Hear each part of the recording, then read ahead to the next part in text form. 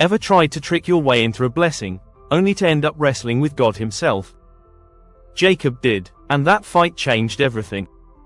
This isn't just a story about a guy with family drama. It's about a man who lied, ran, loved, got conned, got blessed, and literally fought with God in the dirt. In this video, we're breaking down the wild, flawed, fascinating life of Jacob. What drove him, how God used him, and why his messy journey matters more today than ever. Stay with us on the word, because Jacob's life might just reflect your own life, more than you think. Let's dive in. Act 1. Born for struggle. Before he could walk, Jacob was already fighting. Literally, he came out of the womb grabbing his twin brother Esau's heel.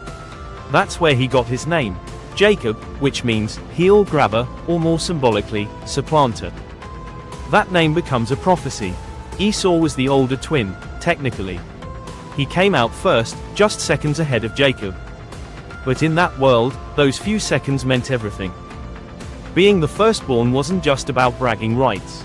It was a big deal, a legal and spiritual position with massive implications.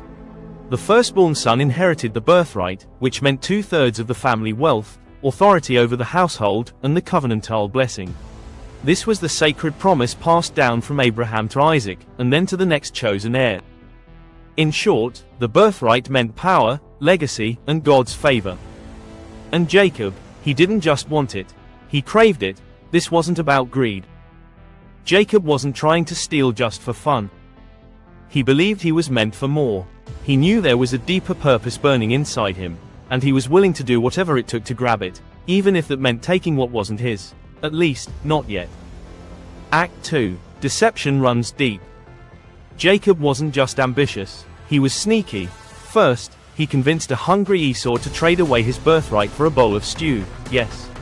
Red lentil stew. One moment of impulse, one spoonful, and the course of their family changed. But that was not enough for Jacob.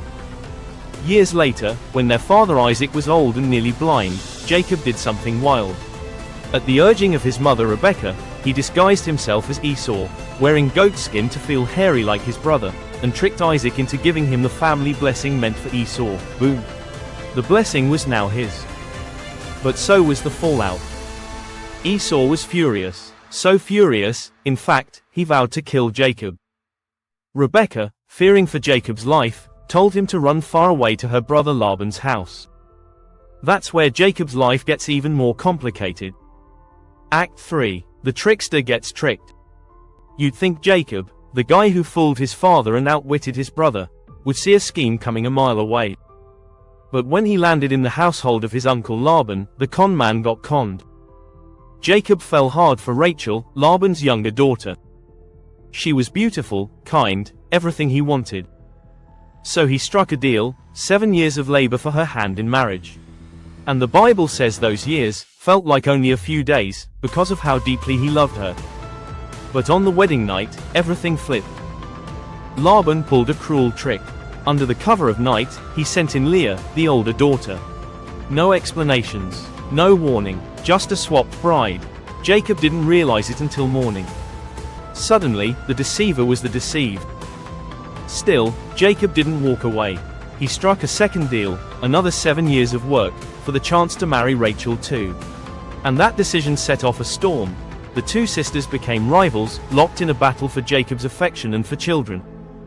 Jealousy ran deep, so deep that they even brought their maidservants into the mix to bear children on their behalf. It became a tangled web of love, insecurity, and fierce competition. Out of that emotional chaos came 12 sons. 12 boys who would go on to form the 12 tribes of Israel. God took this deeply flawed, complicated family, and began to build a nation. Act 4. Jacob's turning point. Years later, after decades working under Laban's manipulation and trickery, Jacob finally had enough. He packed up his enormous family, his livestock, and all his possessions, and left. But there was a problem. To go home, he had to face Esau, the brother he betrayed. Jacob was terrified. Would Esau kill him? Attack his family? Take revenge? As he prepared to meet Esau, something strange happened. Something that would mark the most defining moment of his life. That night, alone, Jacob found himself in a strange struggle.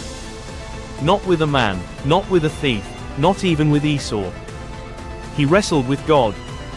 Act 5. Wrestling with the divine. Let's pause here.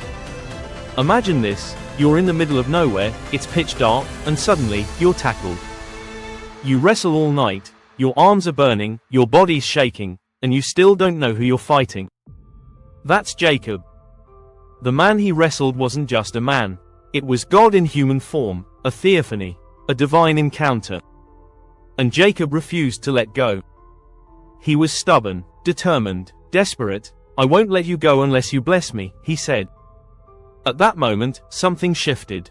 God touched Jacob's hip and dislocated it. Jacob limped forever after that, but he didn't walk away empty-handed. God gave him a new name, Israel, which means, one who struggles with God.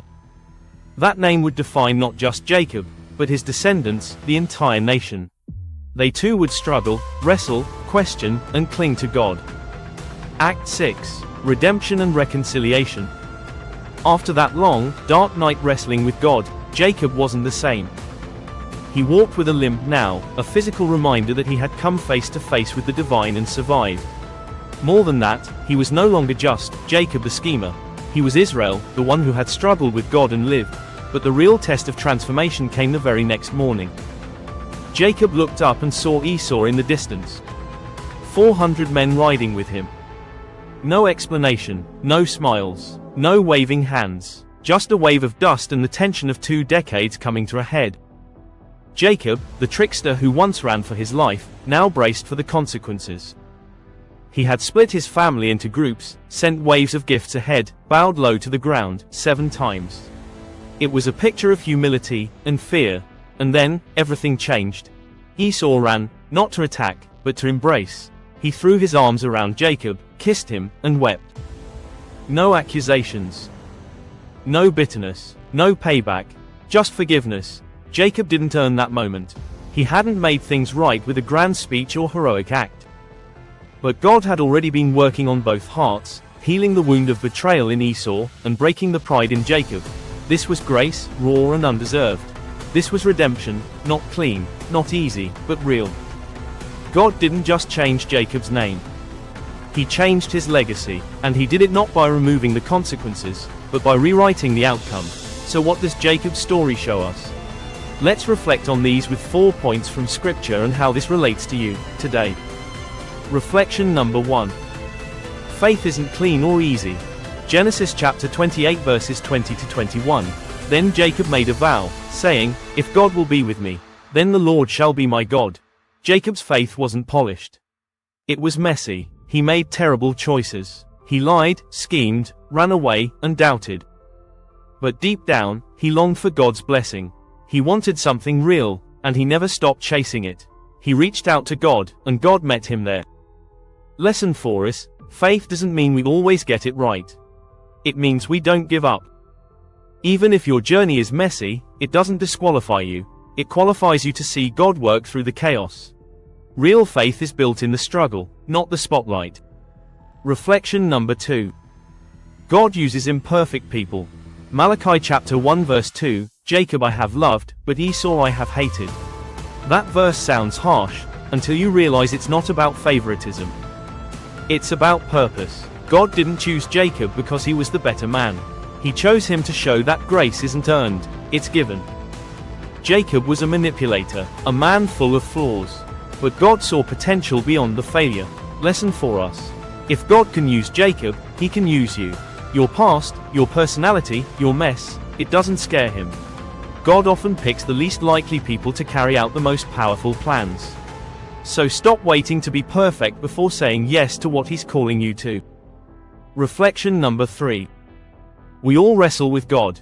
Genesis chapter 32 verse 24 states, "So Jacob was left alone, and a man wrestled with him till daybreak." That wrestling match wasn't just physical, it was spiritual. Jacob was wrestling for identity, for blessing, for peace. And God didn't back away. He met Jacob in the struggle, let him wrestle it out, and then marked him forever. Lesson for us: God can handle your questions, your doubt, your late night cries. He's not intimidated by your anger or your fears. Sometimes the greatest blessings come after the battle, after the limping, the breaking, the honest confrontation with who we really are. Wrestling with God doesn't push him away, it pulls you closer. Reflection number 4. Deception has consequences, but not the final word. Genesis chapter 32 verse 28, you have struggled with God and with humans and have overcome. Jacob paid a price for his deceit. He lost peace with his brother, fled from his home, and lived years under manipulation himself. But that wasn't the end. God didn't abandon him, he broke him to bless him, turning his failures into something redemptive. Lesson for us, our mistakes have fallout. They hurt us and others. But in God's hands, failure isn't the end of the story. Redemption is always possible. If you're living with guilt, regret, or shame, know this, God can rewrite your legacy, just like he did with Jacob.